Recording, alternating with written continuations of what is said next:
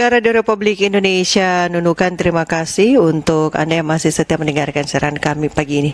Kami akhiri kebersamaan kita di Mutiara Pagi dengan menghadirkan tausiah, dan topik kita pagi ini akan membahas terkait dengan mahram sementara dan mahram selamanya yang akan dipandu oleh Pak Ridwan Supangat. Pastikan Anda tetap bersama kami. Segala puji.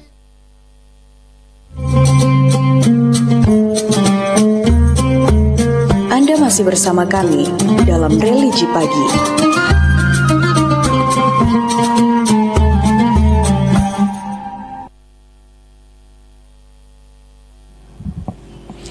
Baik, pendengar, Assalamualaikum warahmatullahi wabarakatuh. Selamat pagi dan salam sejahtera. Pecinta Radio Republik Indonesia di mana saja berada, terima kasih Anda masih bersama saya Bung Ridwan Supangat pada pagi hari ini menemani Anda di acara Mutiara Pagi, merupakan program unggulan RRI. Dan hari ini kita seperti bisa ditemani oleh Pak Muhammad Gaddafi, SM, MA, dan akan bicara berkaitan dengan mahram. Mahram itu ada sementara, ada selamanya, Pak Ustadz ya. Nah, nanti kita selama 10 menit kita dengarkan bersama penuturan dari Pak Ustadz, baru nanti kita akan berdialog. Silakan yang akan menghubungi di layanan RRI bisa berdialog langsung dengan Pak Ustadz Muhammad Gaddafi. Waktu saya berikan kepada Pak Ustadz, silakan Ustadz. Bismillahirrahmanirrahim. Assalamualaikum warahmatullahi wabarakatuh. Waalaikumsalam warahmatullahi wabarakatuh. Alhamdulillah, innal hamdalillah nahmaduhu wa nasta'inuhu wa nastaghfiruh wa na'udzu billahi min sururi anfusina wa min sayyiati a'malina, may yahdihillahu fala mudhillalah wa may yudlilu fala hadiyalah. Ashhadu an la ilaha illallah wahdahu la syarikalah wa ashhadu anna Muhammadan abduhu wa rasuluh. Allahumma salli wa sallim wa barik ala nabina Muhammad wa ala alihi wa ashabihi wa man tabi'ahum bi ihsan ila yaumiddin, amma ba'd. Alhamdulillah, pertama-tama marilah kita senantiasa memanjatkan puja dan puji syukur atas kehadirat Allah Subhanahu wa ta'ala. Atas rahmat dan nikmatnya kita masih bisa berjumpa kembali seperti rutinitas di minggu-minggu sebelumnya, bahwa setiap subuh kita berjumpa di Mutiara Pagi. Dan kemudian salam beserta salawat tak lupa pula kita haturkan kepada baginda Nabiullah, Nabi besar Muhammad sallallahu alaihi wasallam, Nabi yang diutus oleh Allah Subhanahu wa ta'ala sebagai teladan kita untuk selama-lamanya. Alhamdulillah, pada pagi hari ini kita membahas mahram sementara dan mahram selamanya. Sebagaimana di dalam Islam yang berkaitan dengan mahram ini juga merupakan sesuatu yang begitu urgen dibahas di dalam fikih, dan kita harus memahami batasan-batasan kita, dan itu tentu sesuai dengan petunjuk yang ada, baik Al-Quran maupun As-Sunnah Al-Hadis dalam hal ini. Jadi seringkali adab-adab di dalam kehidupan sehari-hari ini justru bertolak belakang dengan syariat yang harusnya dijadikan sebagai petunjuk bagi kita dalam menjalani kehidupan sehari-hari, terutama semisal rutinitas yang bersalaman, sebagaimana yang pertama mungkin antara guru dan murid, yang dalam hal ini ketika siswi sudah sampai pada akal sehat atau dalam hal ini sudah haid, seharusnya itu tidak boleh lagi berjabat tangan dengan gurunya, apapun alasannya. Karena jelas bahwa di petunjuk kita telah mengetahui bahwa haram hukumnya bersalaman, berjabat tangan antara orang yang bukan mahramnya. Jadi memang haram, dari 4 mazhab itu sepakat bahwa memang hukumnya haram. Tentu sesuatu yang haram pasti membawa pada dosa, membawa pada keburukan. Bisa dibayangkan apabila setiap hari kita senantiasa berjabat tangan dengan yang bukan mahram, maka kita dosa itu mengalir.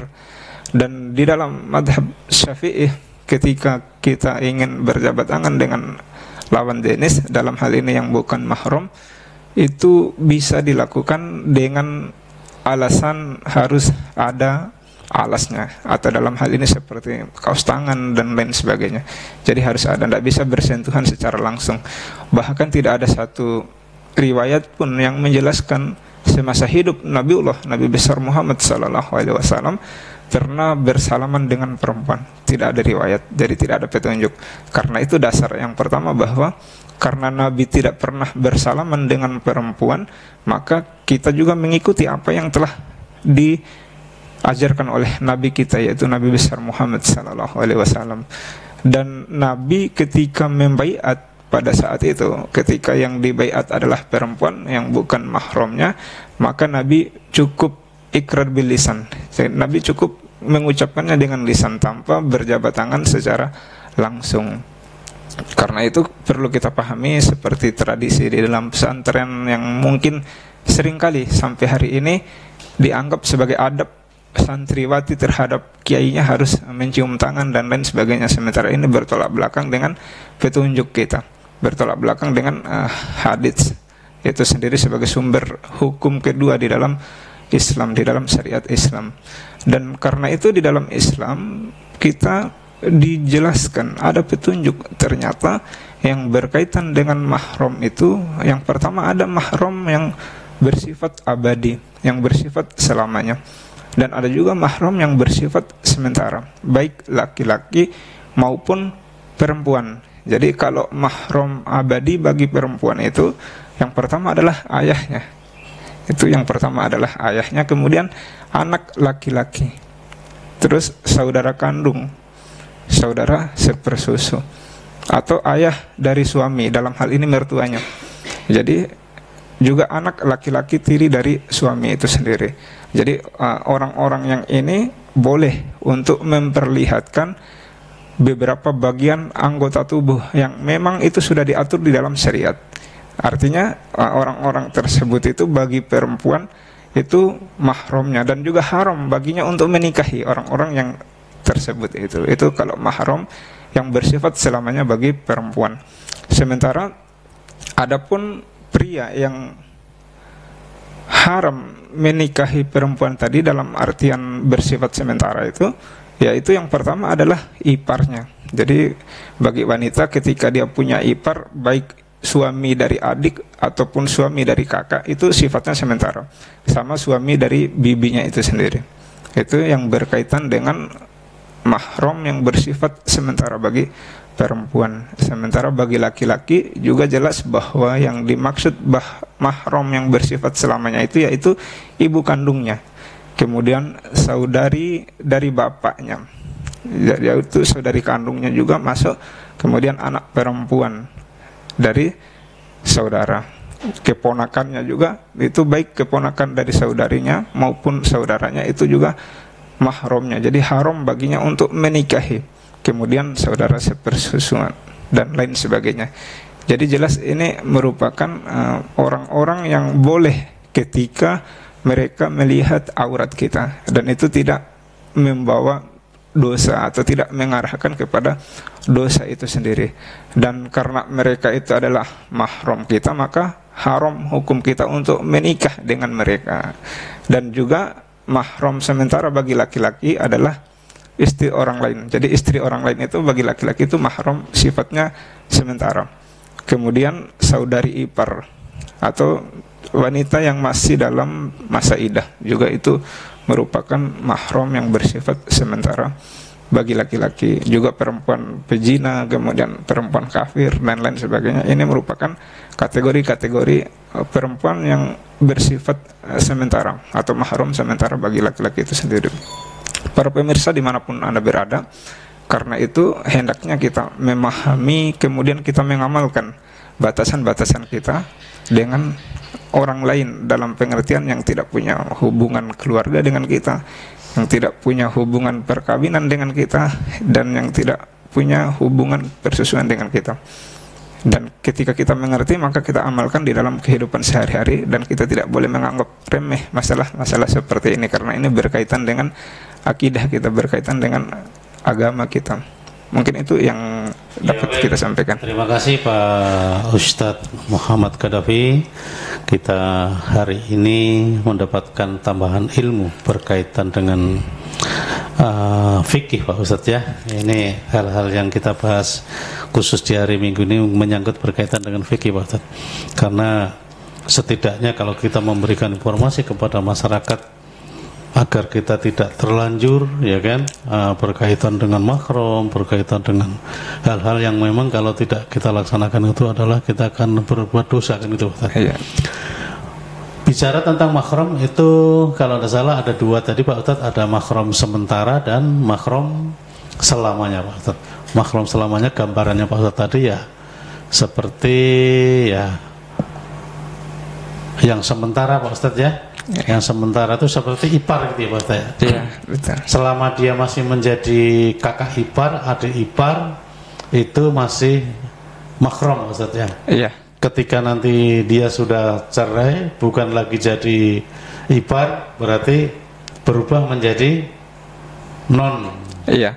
Tapi yang ipar tadi dia tetap haram hukumnya bagi kita untuk memperlihatkan aurat kita, itu yang sementara. Gitu. Nah, lain kalau yang selamanya itu tidak mendapatkan dosa apabila kita memperlihatkan bagian-bagian tubuh kita. Kalau yang selamanya itu berarti orang tua kandung, Orang tua kandung, iya, mertua, terus mertua, terus anak menantu Pak Ustadz.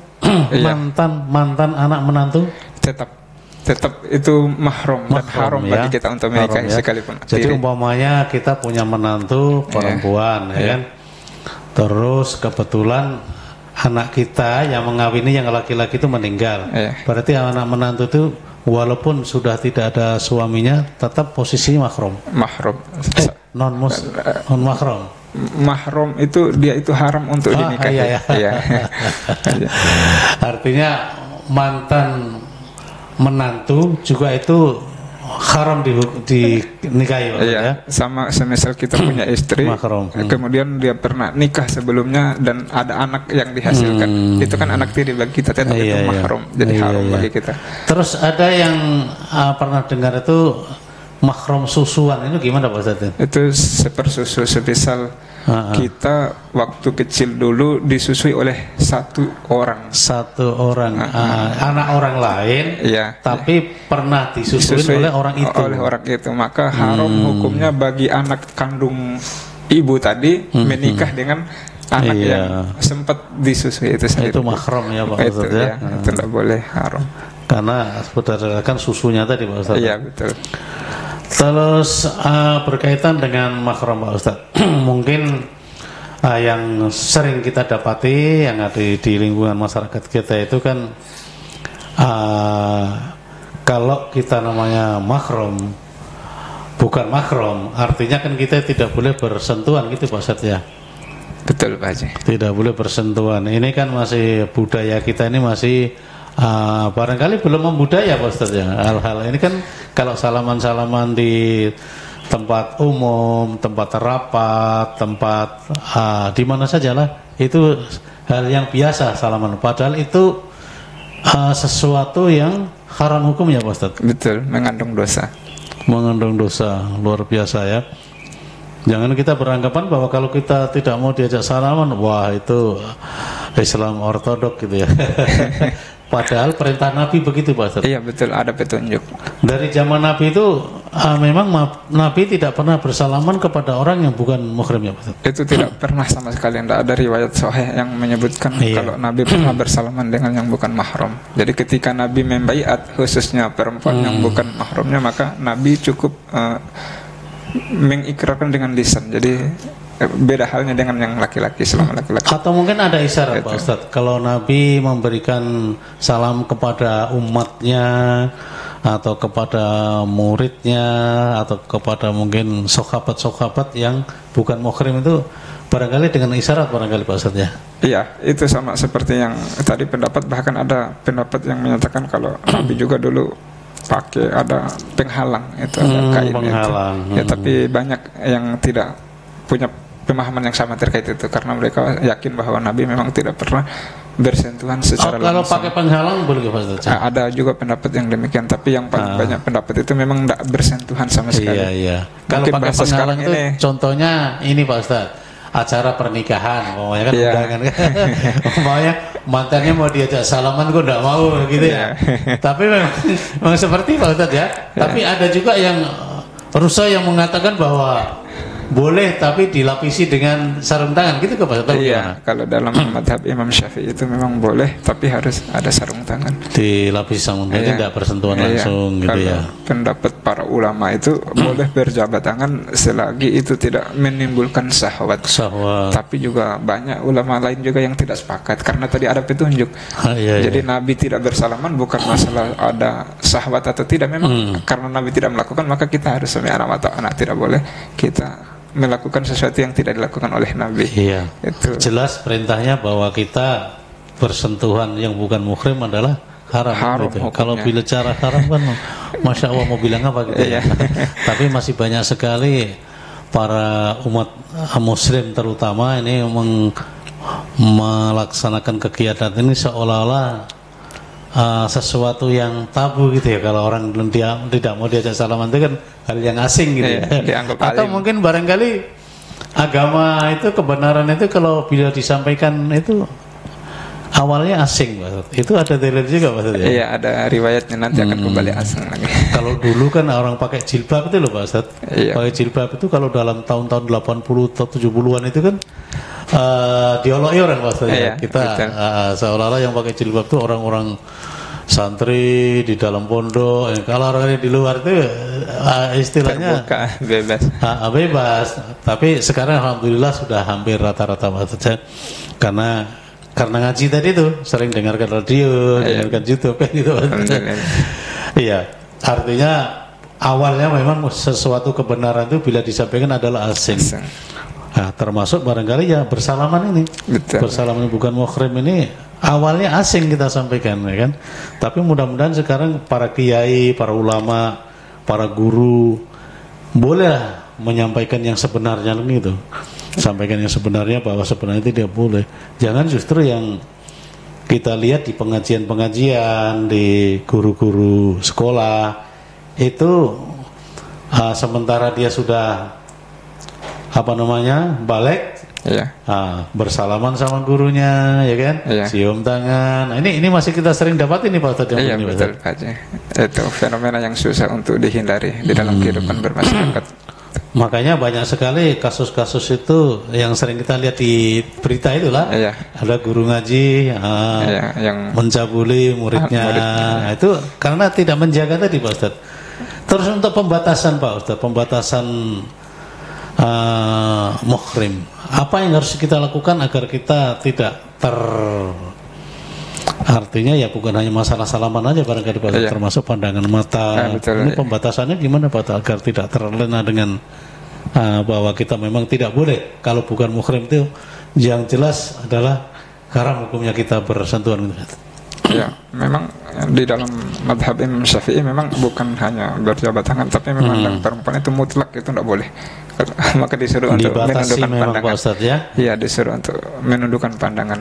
Adapun hal apa yang bisa kita lakukan agar menghindari dari hal-hal yang tadi, yang pertama memang kita harus membuat batasan antara kita dengan di luar diri kita, dalam hal ini yang bukan mahram kita. Iya. Jadi selama kita tidak tahu batasan kita tidak tahu mana saja batas-batas yang boleh dilakukan, mana yang tidak boleh dilakukan, otomatis kita akan senantiasa melanggar syariat itu sendiri. Yang paling sederhana seperti yang disampaikan tadi, seperti budaya bersalaman ini sendiri.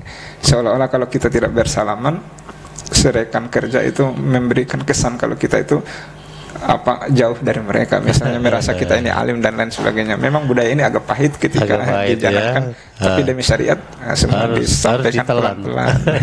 Ya, konsekuensi bagi pendakwah kan seperti itu aja. Artinya kita kan masih ada isyarat atau mungkin cara-cara kita untuk menyampaikan dengan agar kita tidak istilahnya tidak simpatik gitu kan. Kalau diajak salaman aja kok tidak mau kan, artinya kan hal itu tidak simpatik. Bisa Ada namanya, ada cara-cara lain Pak untuk bisa orang itu tidak tersinggung. Ya, bisa misalnya begini atau enggak bilang Dengan mohon maaf saya sudah wudhu dan jadi ada bahasa-bahasa. Adalah bahasanya gitu ya. Ya. Oh kalau udah wudhu bersentuhan batal wudhunya. Batal. Itu. Yang bukan mahram itu batal. Oh iya. Nah, jadi masih ada cara bahwa kalau kita bagaimana membuat orang itu tidak tersinggung. Atau mungkin Pak Ustadz boleh kita kita mau berpapasan dengan Mbak Ami gitu ya. Nah, sementara di sana sudah nyodorkan tangan, bolehlah kita tangan kita oke kasih boleh tarik begini Pak Ustadz ya. Sehingga kadang-kadang biar kita sudah tarik begini Pak Ustadz, orang masih ngejar gitu kan, karena mereka tidak tahu kan awam iya. Mereka tidak tahu. Kalau seperti itu karena terlanjur pastikan kita jangan sampai ada syahwat yang menimbul. Nah, karena itu ada pendapat para ulama tadi, selagi tidak menimbulkan syahwat itu tidak ada masalah. Karena kita memang bukan meniatkan untuk berjabat tangan, tapi karena orang telanjang, ya udah kita pastikan tidak ada syahwat yang muncul di situ. Kemudian kita banyak beristighfar di dalam hati. Nanti disolati taubat. Iya. Baik, berkaitan dengan bersalaman ini hal yang sangat ini ya sensitif ya Pak Ustadz ya, tapi karena ini adalah merupakan fikih yang memang aturan dari Nabi bahwa kita tidak boleh, ya kita laksanakan. Memang ya kalau kita bersentuhan itu dari tangan ini meraba bersalaman itu juga memang terasa Pak Ustadz. Itu ada terasa memang ada Pak Ustadz. Iya Pak, tanpa kita bersentuhan pun pikiran kita ini kan nakal, jadi kita juga. Kenapa memang? Kalau kita bersentuhan dengan nenek-nenek Pak Ustaz? Itu seperti yang saya bilang tadi, ada dua yang dibolehkan oleh para ulama. Yang pertama itu anak kecil yang di bawah umur yang belum balik, itu sama nenek-nenek tua. Nenek-nenek tua. Artinya yang sudah tidak mengundang diraih. Iya itu tidak ada masalah oleh para ulama. Boleh gitu. Iya. Jadi kalau mau salaman sama nenek-nenek saja lah. Jangan pilih-pilih salaman sama artis gitu ya. Pilih yang cantik ya, terus nanti tangannya kuil-kuil gitu. Tapi yang jelas itu adalah dosa Pak Ustadz ya. Iya betul Pak. Biar apapun alasannya bahwa itu adalah dosa. Kecuali dalam kondisi yang memang memungkinkan untuk bersentuhan secara langsung. Itu ketika membantu orang, ketika kita bantu mengancam keselamatan dia, jadi itu dibolehkan. Itu ya kita memang harus membudidayakan Pak Ustadz ya. Jadi budidaya yang kira-kira budaya-budaya yang kira-kira membawa keharuman, itu larangan harus disampaikan Pak Ustadz ya. Iya betul. Untuk para pendengar yang kebetulan dengar pada pagi hari ini, para ustadz, para guru ngaji, guru sekolah, itu harus sudah menanamkan pemahaman itu Pak Ustadz ya. Walaupun bukan sekolah Islam ya kan ada sekolah memang sekolah Islam, ada sekolah negeri. Ya dari sekarang lah, kalau SD barangkali ya masih belum balik kali Pak Ustadz ya. Iya, bahkan ada sudah kelas 6 SD itu ada sudah. Minimal SMP lah ya kan. Kalau sudah SMP itu ya bagaimana caranya kita tanamkan istilahnya karakter budaya luhur agar kita Muslim ini mempunyai ini ya. Jangan sampai nanti Pak guru ngaji terus begitu masuk kelas atau keluar kelas semua bersalaman dengan gurunya, padahal itu bukan muhrimnya Pak Ustadz ya. Itu tetap larangan Pak Ustadz ya. Boleh mungkin penekanan kepada para guru, yang banyak kan para guru ini Pak Ustadz. Kalau masyarakat di undangan itu mungkin awam lah kan. Para guru, para murid, guru-guru ngaji ini kan banyak sekali masih yang bersalaman, atau peserta-peserta yasinan ya kan? Atau selawatan, itu kan masih banyak yang bersalaman, tapi tidak semuanya Pak Ustadz. Ada yang masih bersalaman dengan ru'yahnya kan, bukan apa-apanya orang lain kan gitu. Ini boleh disarankan Pak Ustadz. Baik, untuk pemirsa dimanapun Anda berada, khusus untuk guru ini memang yang pertama kali ditanamkan itu adalah pemahamannya tentang Islam itu sendiri, terutama dalam hal fikih. Jadi fikih itu dia detail, mulai kita masuk kamar mandi semuanya diatur, terutama masalah batasan-batasan mahram seperti ini. Karena itu tugas sebagai seorang guru, kita jangan sampai lupa bahwa tadi seperti masalah-masalah ini mahram ini yang bukan mahram ini yang mengandung dosa yang jelas-jelas hukumnya haram tapi masih dijadikan sebagai kebiasaan. Jadi kita seringkali sampaikan kepada siswa itu yang kita ingat adab siswa terhadap guru, tapi lupa bahwa fikih sebagai sumber kedua dalam hal ini untuk menjalani kehidupan sehari-hari kita lupakan. Karena itu penekanannya adalah mulai sekarang mari kita tanamkan kesadaran kepada siswa-siswa kita, kepada siswi-siswi kita bahwa ada batasan antara guru dan murid ketika sudah sampai pada berakal sehat. Apapun alasannya maka hukumnya haram. Karena hukumnya haram, tidak ada alasan bagi kita untuk tetap melanggar terkait ketentuan itu sendiri. Tidak ada alasan untuk tidak tahu maksudnya. Betul, karena sudah banyak disampaikan di radio disampaikan ya kan. Apalagi guru ngaji yang apalagi guru ngaji ya mudah-mudahan guru ngaji itu mengerti dalil-dalilnya kan sehingga tidak terjadi artinya kasus ya kan. Yang sering nongol di permukaan media, di media kan gitu, bikin malu ya kan. Itu ya awalnya begitu karena nanti umpamanya pak gurunya karena kecapean diurut-urut di dalam ruangan pengajian kan itu diurut, dipijat yang bukan muhrim itu kan mengundang syahwat maksudnya. Betul, itu gara-gara kebiasaan kebiasaan seperti itu sehingga terus muncul kasus kan gitu ya. Betul. Kita tidak mengharapkan seperti itu, tapi tidak semuanya Pak ya. Ada betul. Memang masih di tempat-tempat tertentu itu masih menghalalkan bersalaman yang bukan muhrimnya. Gitu. Apakah dia tidak tahu atau pura-pura tidak tahu? Nyatanya memang seperti itu Pak Oke, kita tinggalkan bersalaman Pak. Selanjutnya berkaitan dengan muhrim, batasan untuk kita menikah Pak Ustadz. Kalau tadi kan sudah disampaikan kalau orang tua kawin dengan mantan menantu tidak bisa Pak Ustadz ya? Terus kalau umpamanya ponakan itu kan anaknya kakak atau anaknya adik gitu ya? Ponakan menikah dengan ponakan itu masih bagaimana Pak Ustadz? Muhrimnya Pak Ustadz?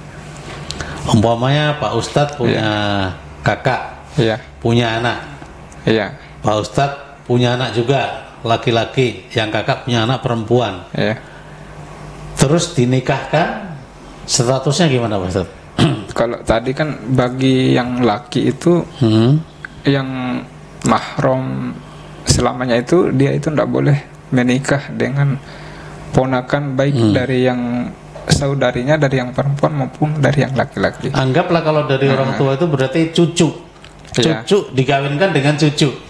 Berarti mereka itu sepupu itu. Masih sepupu ya. Itu gimana Pak? Kan sepupu bagi mereka kan. Itu tidak boleh. Tidak boleh ya. Karena seperti yang tadi disampaikan itu ada yang bersifat selamanya sama yang sementara. Yang bersifat sementaranya itu apabila kita menikah dengan keponakan dalam artian anak dari kan ada kebiasaan kakak. Itu kalau punya cucu daripada diambil orang kita cucukan aja dia kan ternyata ada batasannya Pak Ustadz ada batasannya. Iya baik, terima kasih Pak Ustadz berkaitan dengan muhrim sementara, muhrim selamanya. Memang banyak sekali yang berkaitan dengan ini Pak Ustadz. Nanti kita akan bicara pada pertemuan berikutnya. Yang jelas penekanan pada pagi hari ini adalah ketika kita bukan muhrimnya kita tidak boleh bersentuhan Pak Ustadz. Baik bersalaman, baik colek-colekan ya kan. Apalagi umpama kita melaksanakan sesuatu yang tidak diridhoi sama Allah. Sentuhan saja tidak boleh Pak Ustadz ya. Mudah-mudahan bermanfaat dan bisa didengar oleh semua pendengar semuanya. Dan pada pagi hari ini apabila ada hal-hal yang kurang berkenan dan atau mungkin tersinggung dan atau mungkin tidak bisa menerima, mohon maaf kami karena ini yang kita sampaikan adalah apa yang sudah kita ketahui. Tidak ada gading yang tertak. Pasti ada kekurangan kita Pak Ustadz ya. Tapi insya Allah yang kita sampaikan ini adalah benar datangnya dari Allah ya. Kalau salah berarti kita salah dalam penyampaian. Baik, saya Bung Ridwan Subanget mengucapkan selamat pagi. Saya ditemani rekan kami. Terima kasih juga Pak Ustadz. Sama-sama. Assalamualaikum warahmatullahi wabarakatuh. Waalaikumsalam warahmatullahi wabarakatuh.